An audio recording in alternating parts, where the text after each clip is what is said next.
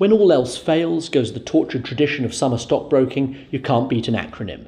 When acronyms fail, you really are in trouble. Over the past few weeks, followers of the Tokyo stock market have been asked to bask in the glare of Sunrise, a collection of 4 tenuously linked Japanese names: SoftBank, Nintendo, Recruit and Sony, whose initials only spell sunrise in desperate times.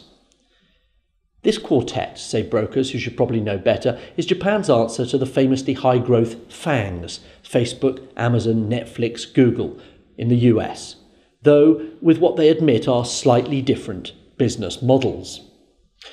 Goldman Sachs, Mizuho, neither of whom invented the term, and others have begun mentioning Sunrise in published research, without appearing to believe whatever wafer-thin narrative links a video games maker that happens to have a hit new product and a temporary staffing agency benefiting from a record-tight labour market, and declares these Japanese champions of the digital age.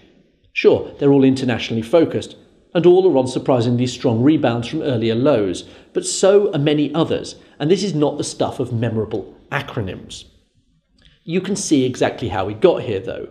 The Topics Index has risen more than 6% since the start of the year, but on increasingly unfamiliar fundamentals. Most of the long rally that began in 2013 has been closely correlated with dollar-yen. Stocks have risen when the yen has fallen. But decoupling has now set in. Correlation was at a high of 83% in March 2016, but now stands at 63%. Just as abrupt has been the drop in the once rock-solid correlation between the topics and US bond yields. With previously reliable narratives decreasingly in play, and with concerns over global growth favouring stocks relatively less exposed to the business cycle, the market has seen value sharply underperforming growth throughout the first half of 2017. The difficulty for investors, though, lies in formulating a good argument for buying into that momentum. As its cheerleaders like to point out, the Sunrise 4, up an average 30% years to date, have outperformed the FANGs, up an average 25%, so far.